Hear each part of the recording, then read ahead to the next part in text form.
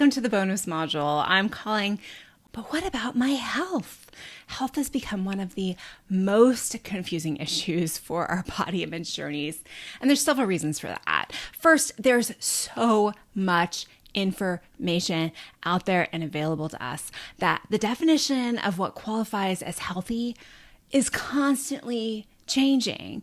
And on the food and exercise front specifically, we've been on this roller coaster, following trends, following data and the new science, following the thought influencers, what they do, what they eat, how they're healthy. Woo!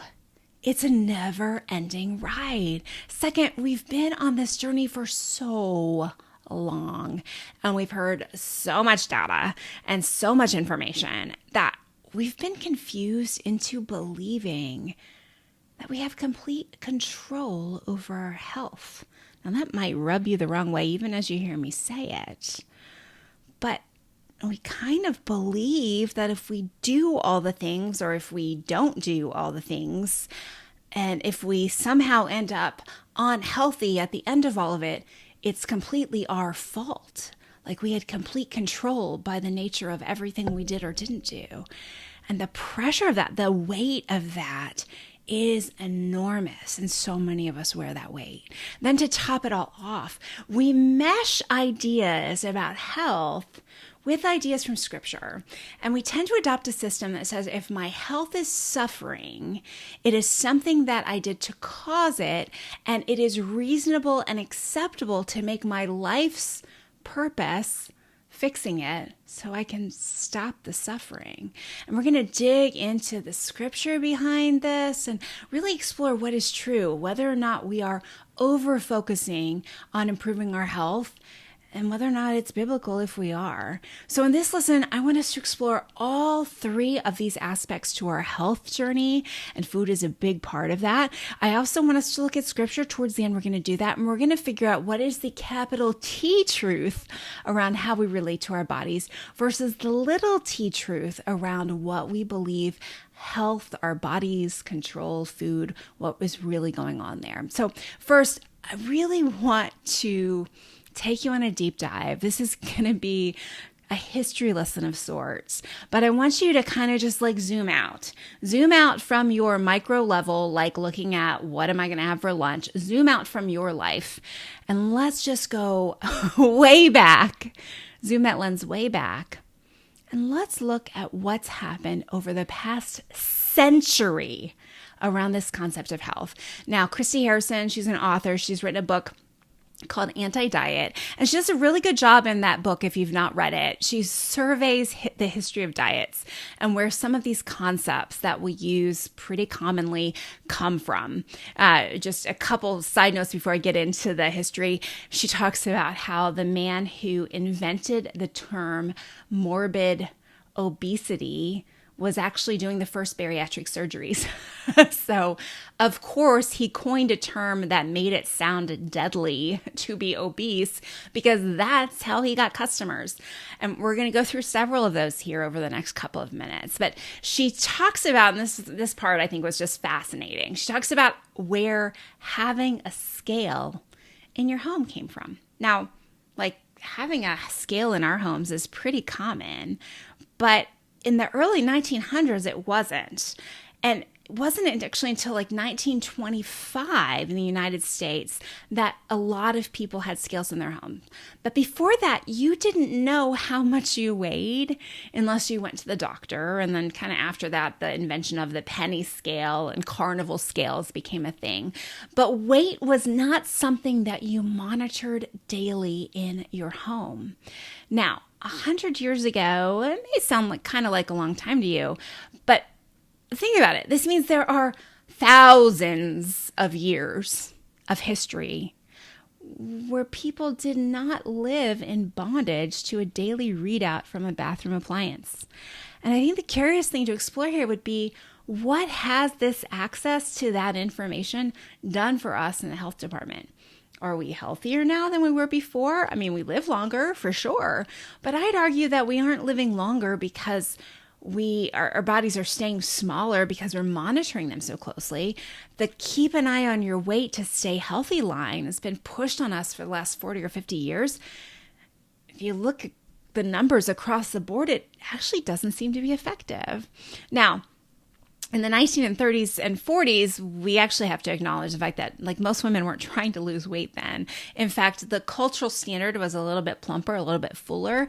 So a lot of women who didn't have a lot of resources to eat as much as we eat today were trying to take weight gainers to achieve a fuller figure. Can you even imagine that? Dieting wasn't a thing yet. People were just trying to get enough food. They're trying to get creative about how they could get more nutrients and calories because, as you might remember, there were some wars going on, there were supply demands, and there was a lack of distribution chains. I mean, think about it. You didn't have access in the grocery store to every fruit and vegetable all year round, because the only way to get access to every fruit and vegetable all year round is to bring those fruits and vegetables in from all over the world. So back then, you only had what was in season and what was local, what could be packaged and shipped. That was your choices. But what's even more interesting to consider is that it wasn't until the early 1900s that people believed in any way, shape, or form that they had any kind of control over their health. You see, germs were invisible and people actually didn't even know about germs until Robert Koch, Louis Pasteur discovered bacteria in the late 1800s. But even then, it kind of took a while for people to kind of catch on to the concept, to the science that germs were spreadable and bacteria was passable, and maybe bacteria was behind some of the health issues that people were encountering.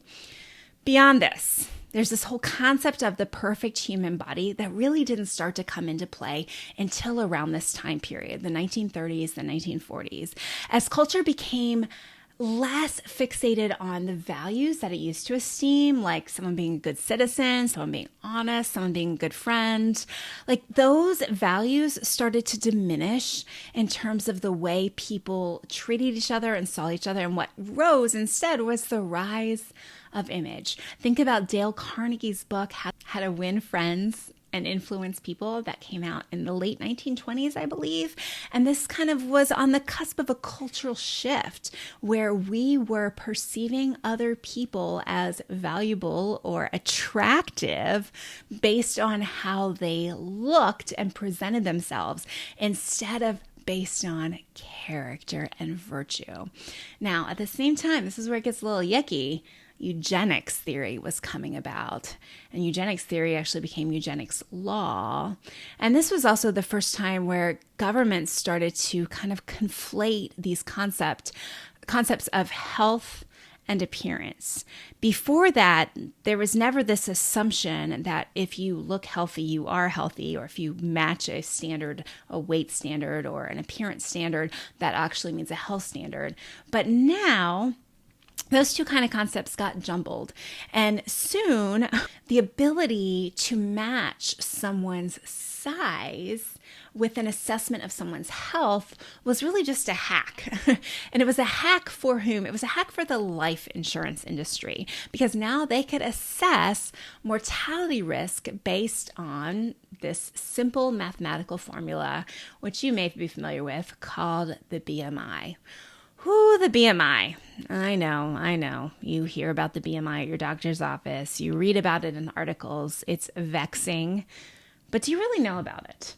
So the BMI, the body mass index, was actually invented by a man named Adolf Quetelet. He's a Belgian mathematician between the years 1830 and 1850. Now, he never intended for the BMI to become any kind of index that would be used in the way that it's used right now. Instead, he was creating a hack just to help him in his own research. He's best known for trying to characterize the average man, which started as normal weight, or what average weight was for the men that he was studying, soon morphed into this concept of what the ideal weight would be for these men he was studying. And that concept of ideal weight first started to surface in 1959. Now, note, Quetelet was not a doctor. He wasn't a health expert of any kind. That wasn't even his motive. He was just making observations about mortality and criminology and white European men. But now we've taken his data, and it has been tweaked some over the years, but we've taken his data and we've made it say something very different than what it was actually trying to say. So the one thing important to note here is that yes, Quitlet created a hack, maybe had some usefulness for those life insurance companies. There's some loose correlations perhaps between size and mortality rates. But what that morphed into is an index that's used in schools and doctors' offices that doesn't just tell you how you compare in size to other people, it tells you how healthy you are. And it was never intended to do that, and I actually still don't think it has that power. Now, many call the BMI chart racist because it only studied white European men. But almost 200 years ago, since those people Quitlet studied were born, as a human race, we've become more blended than ever. Like, I don't know if you've done genetic testing, but it's fascinating to find out how you're a little bit of this, a little bit of this, a little bit of this. But we are a lot more blended than we ever were before, and even than we were 200 years ago. And so the fact that Quitlet only studied Caucasian, mostly men, in the mid-1800s, it feels to me like we can easily say that the BMI chart is nowhere near comprehensive enough for us to use as any kind of metric for people in all different stages of life, from all different ethnicities, and then for women, right? Where does the BMI chart allow for changes in a woman's life? It doesn't. But yet, 50 years after the scale was invented, here's what happened. But yet, 50 years after the bathroom scale was invented, Americans finally had something to do with those bathroom scales because insurance companies started putting out weight standards. In the 50s, 60s, 70s, MetLife called it the ideal weight standards for women. And then eventually the BMI chart was adopted as the standard in the 1980s. And that allowed us all the privilege of trying to achieve our ideal weight. But why? So in 1998, that BMI chart that was adopted in the 80s, it got adjusted again, and the clinical guidelines actually shifted the metric of being overweight from 27.3, what it was in 1985, a BMI of 27.3 was considered overweight. It came down to 25 in 1998. Well, why did they do that? See, the BMI chart is a math formula, and I truly hope that you understand when you calculate your BMI, you are only calculating a number that was intended to be used to measure your size against the size of a group of European men in the mid-1800s. Now, I don't know about you, but I kind of expect my body to be different than a group of European men from the mid-1800s. I mean, if you've ever visited historic Williamsburg or places like that, I'm constantly amazed at how people used to be shorter, it seemed. There were exceptions, but like the doorways are shorter and the beds were shorter and smaller. Now, because of our access to food, many of us are taller. As a culture, globally, people are taller than they used to be. So when I have women tell me that I'm not healthy because of my BMI, it makes me really sad. Because I do understand that it feels like this one chart has a lot of power in our lives. And maybe you're trying to get insurance and that's a problem, or your doctor is pushing you to pay attention to the BMI. Like, I get it. It's coming at us from every single angle. But what if reality is there are many other ways to tell whether or not a person is healthy? And I'm going to sound like a conspiracy theorist here. But what if reality is that there's actually a movement that wants to keep you focused on a math formula and a chart as your only metric of health, and their motive is financial gain? I don't know. I'm not going to spend too much time there, but that's just something for you to think about. Because I do sound like a conspiracy theorist, but I hope you'll stick with me. Like, I know this has been a long history lesson, friend, but I want you to see that these concepts, like health, like normal weight, like ideal weight, and even tracking your own weight, these are relatively new in the history of the world concepts. But we act like they're in the Bible. Okay? We just do. We act like there's a standard of health that we must adhere to in the New Testament. Like there's a BMI chart, like right after Hebrews. There's not. Trying to control your health was not a thing in the Bible days. So I hope you can see why maybe this is such a crazy, confusing issue for us to be caught up in today. Like today we have scientists and researchers studying our health as if it's a math formula that we can perfectly manipulate. The only problem is they keep finding new revelations and the new secret to longevity, and it keeps getting replaced over and over again. It's like, oh, I've got to do this. Oh no, it's not it anymore. I got to do this. Oh, that's not enough anymore. I got to do this. Oh. There's a Netflix series out right now in 2023. It's called The Secrets of the Blue Zone. And this researcher, he actually wrote a book on it. He goes to these different places where people live to be more than 100.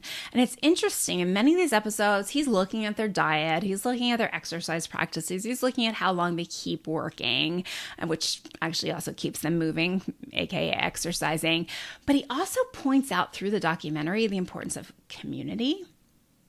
How these centenarians that live in blue zones like often live with family and spend a lot more time socializing. They're not put in nursing homes. They're not put in isolation. He talks about how they still go to church in these blue zones, or they still do things with the community to keep involved. He shows like a grand party that happens like every Friday night in this one Greek blue zone. He also shows like in Costa Rica, there's a blue zone where the people that are, over 90 and centenarians that are living there, they have lived on a diet of beans, squash, and corn at like every meal. Now, I'm watching this and I'm thinking, I thought corn was bad. I thought corn was going to kill me. Like, oh, maybe it's not GMO corn. And I thought beans had too many leptins in them. And squash, that's fine. That's a vegetable. Like, where's the kale? Where's the spinach? Where's the leafy greens every day, right? And yet, they're living to be 100. And so, friend, I think he alludes to it a little bit through the documentary, but that's not how our culture treats longevity or health. Our culture talks about longevity and health as if it is completely dependent on your diet and exercise. But friend, health is not just about what you eat and how much you move. It's so much more than that. And yet, we spend a lot of time here trying to find the perfect diet or the perfect right workout for your lifestyle. We spend a lot of time trying to be healthy by avoiding certain foods. And I think that's hurting us. So let's talk about some specific examples of this and how many of us, myself included, we've followed the science, but potentially on an unhealthy journey with food. So I'm not going to go back too far. I'm going to just go back in my lifetime, things that I've witnessed. In the 1980s, Special K cereal, they advertised that we could eat cereal and not get fat. There was a Special K diet where you could replace 2 meals a day with a bowl of Special K and eat a healthy dinner, and you were supposed to lose weight after 14 days of doing that. And then in the 1990s, we were all low fat. So we were told, avoid fat. If you don't want to be fat, don't eat fat. So I would have never touched an avocado or guacamole, olive oil, and butter. Those things were sinful. I tried to cook without any fat. So I would use like chemical filled sprays, like spray butter. Some of you still have spray butter in your fridge. I know you do. But we would all do anything we could to avoid fat, to eat low fat. We ate plain bagels. We ate lots of plain carbs like the Special K cereal. And we also ate some fat-free treats where the fat was largely replaced with sugar, but at least it didn't have fat in it. Oh, and then the 2000s came and we decided that protein was king, right? You have to eat fewer carbs and more protein, and watch out for bananas because they have too much sugar in them, way too many carbs. We stopped counting calories in the 2000s and we started counting macronutrients instead, which just by the way requires a whole lot more time and energy than just counting calories ever did. Eggs were questionable in terms of health benefits and were deemed possibly dangerous to one's cholesterol in the 1990s, but now it's the 2000s and eggs are back again because we need that simple, easy source of protein. Of course, the demonization of sugar has been a big part of our cultural health narrative too. And while arguably we eat more sugar now than ever before, there's also so many more messages telling us how bad it is than ever before.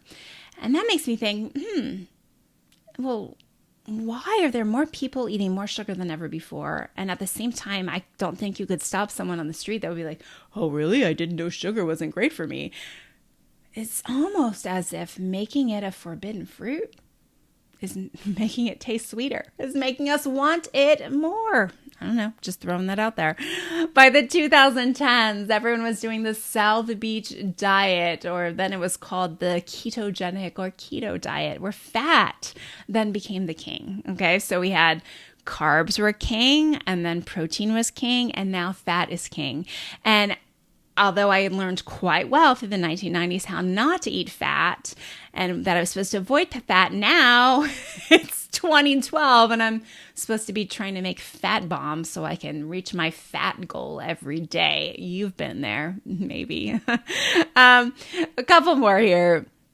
By 2012-2013, a BBC documentary by a British telejournalist, it purported a theory that you could get thin and live longer through a concept called intermittent fasting. And by 2019, it was such a trend here in the United States that companies started making products to help you fast better, help you break your fast better. And then, of course, a California study came out not too long ago. I researched it for my 40-day body image book, so all the data and citations are there. But this man was a religious intermittent faster. I mean, he had done it for 7 years and was running this big study at a big California university to prove how effective it was. And you know what he found? He found it didn't make any difference. People ate the same foods on this study for the same period of time, weeks-wise, but he let one group eat it any time of the day and he had one group do IF. And guess what? Their results were the exact same. Friend, that is just a recent history of dieting. Like back in the early 1900s, there was a diet. This was a legit thing called the anti-swamps diet. And I did say swamps, SWAMPS diet, because some author noticed that people who lived near swamps tended to be fatter than those who didn't. And so move away from the swamp, lose weight. I mean, that sounds ridiculous to us now. But I wonder how many anti-swamp diets we're falling for every year. I mean, it just takes one influencer losing weight, toning their body, and then they get a few other influencers to do it too. And thanks to TikTok and Instagram, we all know about it. And if it worked for them, maybe it'll work for me, and I've got to try it. And yes, some of these trends are based in studies. There are huge benefits to epileptic children who follow a ketogenic diet. Some bodies feel better on fewer carbs. Some feel better when eating carbs, though, too. And the problem is these food rules have become like religious laws to us. In the name of health, we pursue these trends vigorously. In the name of health, we don't eat bread, or we don't eat avocados, or we don't eat breakfast because we're trying to be healthier. But does anyone else feel jerked around? Like when I was a kid, I was told that breakfast was the most important meal of the day. Eat it to be healthy. And now it's trendy to skip it to be healthy. What? And that brings me to last week. Yes, last week, I got an email from a health influencer that I follow. He's a researcher. And you know what he said? He said maybe he was wrong about carbs. Low fat might be the way to go. Yes. I fell backwards into 1987. Low fat is coming back. Mark my words. Tracy Brown, a dietitian friend of mine, she and I did an episode of the podcast a while ago, and it was called The Fear of Bread. So you can look for it. It's the Fear of Bread episode. But Tracy talked about this reality that there's only 3 macronutrients, right? Carbohydrates, protein, and fat. And each one takes a turn kind of being the king of the hill, while another one takes a turn being demonized. But the problem is our bodies were designed to need all 3 macronutrients. So whichever one you deprive your body of, that eventually is going to catch up to your body, and that's the only one your body's going to want. If you've ever tried to be keto, You understand this, right? All you wanted was carbohydrates at some point. And maybe you made it 6 weeks. Maybe you made it a year. Maybe you didn't make it 6 minutes. But at some point your body was like, we need carbs. You went back to those carbs again. And that wasn't about willpower. That was about how God designed your body to run.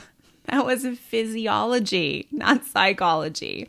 And what I think is funny is that's 2023 as I'm recording this. What I think is funny is I am watching the rise of biscuits, and it makes me laugh. I've noticed these biscuit places showing up where people can just go and buy biscuits. Well, 10 years ago, in the heat of paleo and keto, no one was going to go to a store and buy biscuits. No one was buying bread. But now that we're moving past that and carbs are back to being king, or on their way back to being king, biscuits taste good. Let's go for it. This is no accident, friend. We're on a Ferris wheel. Keep going round and round and round. My goal here in this bonus unit of the course is for you to see behind the curtain. You know, the scene from The Wizard of Oz where he says, "Pay no attention to the man behind the curtain." And he says it loud into the microphone, so he sounds big and ominous. But Dorothy sees is just this old guy standing there with the microphone. It's kind of what these messages about health and diet have been for us. We need to look behind the curtain. We have to ask ourselves, where are we getting our information about what food is healthy and what food is not healthy?